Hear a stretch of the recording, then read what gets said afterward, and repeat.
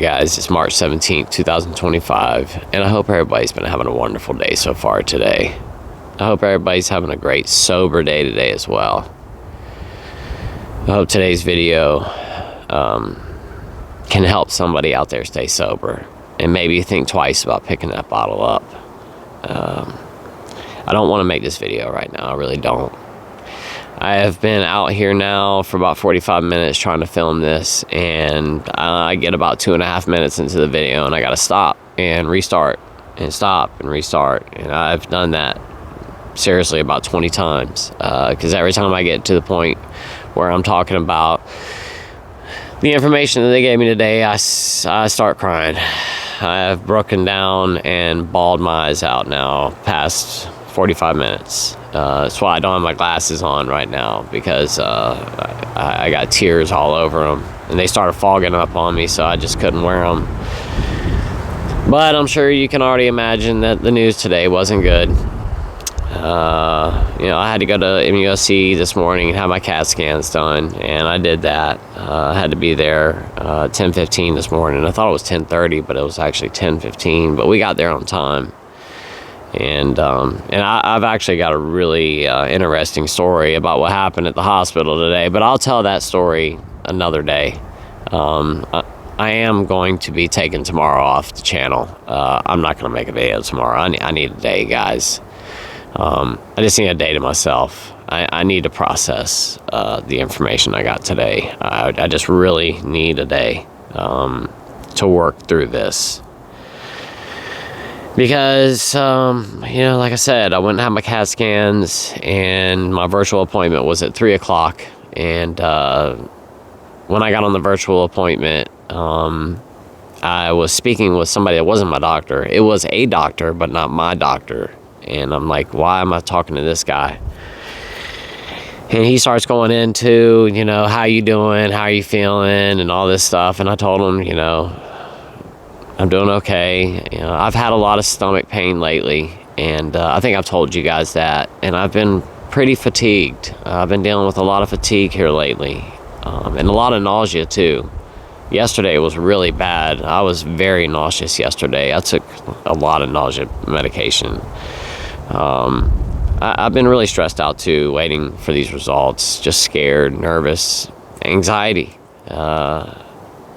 Because every time I've had a CAT scan done over the past year or whatever, it hasn't been good. And this time's no different.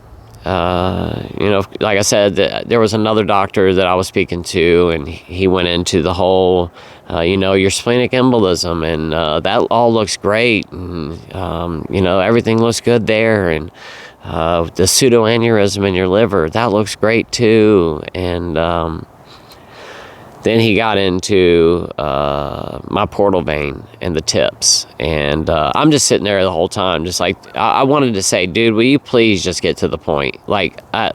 Please. I knew that he was going to give me some bad news. I just wanted him to get it over with and just tell me. I was hanging on the edge of the cliff the whole entire conversation until he got to the meat of it. And when we got to the part about my tips, that's when he told me that I have a total occlusion in my tips again. And since they have done 2 canalizations of my tips, they don't think that it's worth going back in there again. And I told him, I'm more than willing to go back and have surgery again. And he said, well, after this, after 2 times of us having to go back in there and clean it out, the risk outweighs the procedure. So now I just basically have to just sit on my hands and wait for something to happen.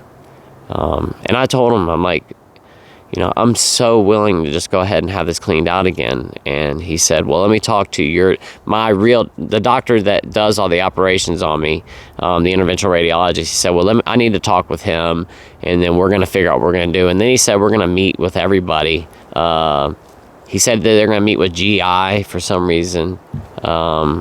And then they're going to come up with the action plan that they're going to do. But basically, so I told him, I was like, can I not speak to my doctor? And he said, yeah, give me just a minute. I'm going to put you on mute, and I'm going to talk to your doctor, and after we're done talking, we'll come back on. So I said, okay. So I sat there and waited, and next thing you know, my doctor came on, and he got to talking to me, and he said, we don't see any ascites right now. He said, the aneurysm looks good, the spleen looks good, but you do have a total occlusion in your tips. And he basically told me that they don't want to go back in there and do another procedure and try to clean it out. And I told him, I'm like, it's going to get hard again, and you're not going to be able to break through it if you allow this to just, fester in there. And he said, the risk outweighs the benefits of having this procedure. You're on 2 different blood thinners. You have a lot of problems. And he was like, I just don't know if it's worth going back in there and trying to open that back up, especially after 2 times. And I had 2 TIPS procedures too. The first TIPS, they went in, they couldn't break through the clot. So they just said, sorry, we can't do it. And then I got a phone call that summer to come back, and they were able to place the TIPS. And that's what he was telling me too. Your TIPS was so difficult to place that, we just don't think that it's going to be beneficial for us to try to attempt this procedure. He said, we could go in there and say we need to add another centimeter to one of those stents on the top, or add another centimeter on the bottom, or something like that. He said, but at this point, I just don't think it's worth going back in there and cleaning it back out again. So now they want me to wait, and they're just going to address the symptoms now. And yeah. He started telling me about how I run a really high risk now of having an infection. He's really worried that I might end up with a clot, and he started going into they might have to remove part of my bowels if that happens. And he said there's basically 3 things that they're really concerned about right now, and that's internal bleeding, varices bursting, because of the portal hypertension, because there's no flow through that portal vein right now. I do have some capillaries that have grown on the outside of the tips, and he said all the blood's flowing through there right this moment. Like, there's no blood flow through my portal vein at all. It's totally closed off at this moment. But the blood's flowing through the capillaries, and he said that I run a really high risk of having internal bleeding because those varices can burst. He does want me to come back and have a endoscopy done so they can go in there and take a look at those esophageal varices and see how bad they look right now. Because he asked me, when's the last time you had a endoscopy done? And I told him it was last April. Nobody's gone down my throat in quite some time. And he said, well, then we need to go ahead and go back down in there and take a look. And then he just basically, like I said, he told me that we're just going to address the symptoms, that if I start having, worse stomach pain, which I have stomach pain every day. He said if it gets worse, then we're going to have to address that, and we'll just wait. And he said if you start to develop ascites again, then we're going to address that. So that's basically it. I've got a blockage in my tips. It's totally blocked off again. They're not willing to go in there and clean that out. And I begged them. I said, please, I'm willing to do it again. He said, look, man, after 2 times, we just can't go back in there again. And he said, if you start to develop ascites or something like that, he said, then we'll address it when that happens. And then he went into the whole, well, if you notice that you're bleeding, and it's like, man, I'm on 2 different blood thinners. If I'm bleeding internally, that's it. I mean, to get all the way down to Charleston, I just don't think that I would make it. So, I'm just having a really rough day today, guys. You want a reason not to drink a day today, this is a good one. I've had nothing but problems with my tips. It keeps getting clogged up. I'm so frustrated right now. I really am. I'm like really, really frustrated. I haven't changed my diet. I haven't done anything different. I don't eat any fat at all. I don't understand how it keeps getting clogged up, but once again, I'm not a doctor. I don't know. I did tell him that I found out that my family has blood clotting issues, and that my mom's dad and her uncle both passed away because of blood clotting issues. And I'm going to see the hepatologist or whatever, the blood doctor, in April. He said that he wants to wait until I go see the blood doctor, and he said he wants me to bring that up to the blood doctor. He said they might want to change my blood thinners, and he's okay with that. But we're just going to have to wait and see. So it's all just kind of up in the air right now. I don't have any solid answers. It's basically just that I'm going to have to wait until symptoms happen. So I'm just going to have to wait until I start developing ascites again, or I get in a lot of pain, or I get to the point where I just sleep all the time, like I did that first time I got sick again last year in October. I felt horrible. I was so sick. And then I went in there and they said I had a total occlusion in my tips. And I've been feeling really tired lately. My stomach's been bothering me. And like I said, my stomach hurts all the time, but it's really been hurting lately. And I've been so tired and really nauseous too. And I just have to wait now. There's nothing that they can do for me at the moment. And he said that, like I said, the risk outweighs the benefits of going into that procedure. He said that you've already clogged up a couple of times at this point now, and I'm afraid that if we go in there, that it's just going to do the same thing again. And he said that there's a lot of risk involved in this, especially since I'm on 2 different blood thinners, and they don't want me to stop taking them before my procedures either. So he said we're just going to have to just ride this out. So I have a TIPS that was placed 2 years ago for no reason. It's just there. I went through all that and it's clogged up, and they're just going to leave it. And he said, there's nothing they can do. They can't go in there and pull it out. Once it's placed, it's in there. I don't want to get ascites again. I just don't want to have ascites again. I'm really struggling today, guys. Not to drink. That's not what I'm struggling with. I'm just struggling with all this news. I'm surprised I made it through it without crying in this video, so that's a plus. I think I've cried about all I can cry for today. But like I said, guys, stay sober today and don't drink. You don't want to end up like me. The really sad thing about it is that I had to run to the pharmacy after I got back from the hospital. And after I got this pharmacy, I go to 2 different pharmacies. And the one pharmacy that I go to is in a grocery store. And while I was in there, after I was leaving, after getting my glucose monitor, I was walking out the front door and I bumped into one of my old employees from back in the day. And he was walking out to his car, so I walked out there with him, and we were just talking. I haven't seen this guy in probably 15 years. And we're just, talking with each other, and he's asking me how I've been. And I told him, I've been okay. And I told him what's been going on with me and that I have cirrhosis now. And he told me that he actually got sober too. And I told him, I said, I'm really proud of you, man. I'm really glad to hear that. Because he was a really big drinker back in the day as well. And in the middle of that conversation, I don't remember, because I had just told him, I have cirrhosis now and all this stuff. And he said that another one of my employees, old employees from way back in the day, chick worked for me for years. And she was in her 30s. Just recently passed away from cirrhosis. She found out she had cirrhosis, and they told her, you have to stop drinking, and she continued to drink. And she drank until she passed away. She would not stop.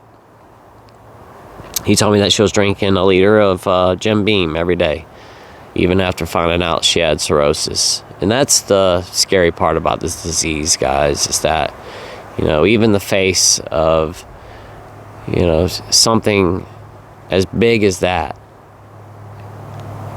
knowing that it's going to take your life, that she couldn't stop. And it was a female. She just couldn't stop. She couldn't put it down. She continued to drink and drink until she passed away. And she knew she had cirrhosis too. It just shows how powerful alcohol can be and how much we can lean on alcohol. It becomes so important to us that sometimes we just can't function without it. And sounds like that was her case. And it really made me sad today to hear that news. I know her brother and her sister, all three of them worked for me. I know them all very, very well.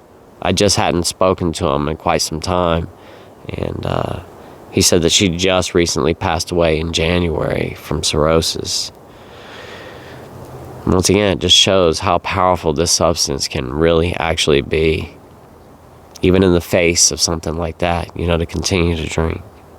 It's like my doctor told me that, 9 out of 10 people continue to drink after their diagnosis, and it's really sad.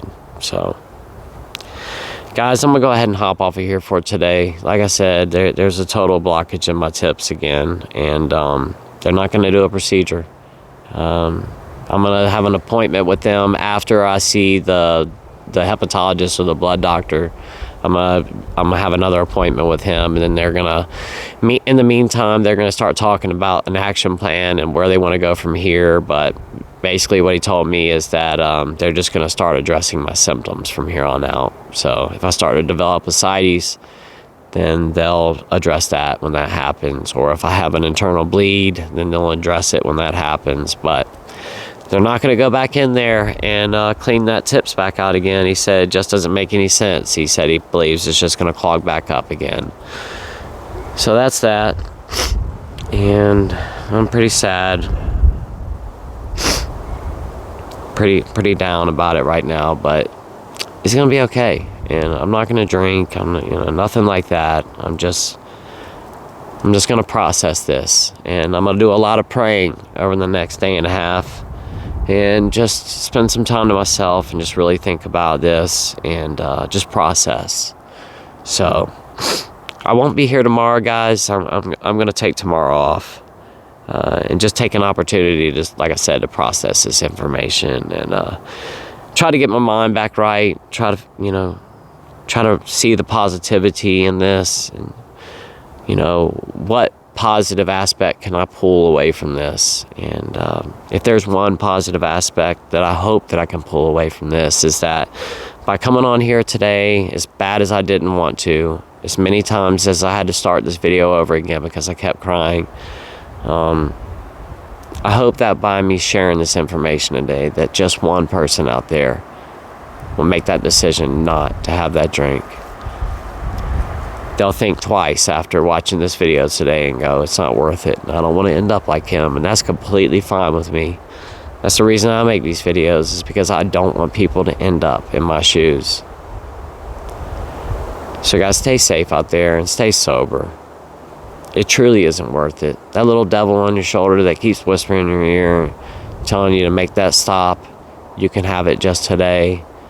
You can control it this time. That devil's lying to you. Don't listen to it. It happens every single time. You go back, the cycle begins again. Not every single time, but a lot of the times. You start back, and the cycle begins all over again. And, there's no telling how long that might last for. And I promise you do not want to end up in my position. So, once again, guys, I'm going to take tomorrow off. I'll see you all back here on Wednesday. Don't forget about the buy me a coffee. If you feel like throwing something my way, I would greatly appreciate it. But otherwise, don't worry about it. I'll just throw the link up here. But other than that, guys, I really appreciate each and every single one of you. I love each and every single one of you. And thank you so much for watching today's video. I really do appreciate it. See you guys on Wednesday. Y'all have a great rest of your day, and have a great day tomorrow. Please stay safe, and please, if for anything, stay sober tomorrow, today, don't go back to it. It is truly, truly not worth it. With that said, guys, I will see you all on Wednesday. I love y'all so much.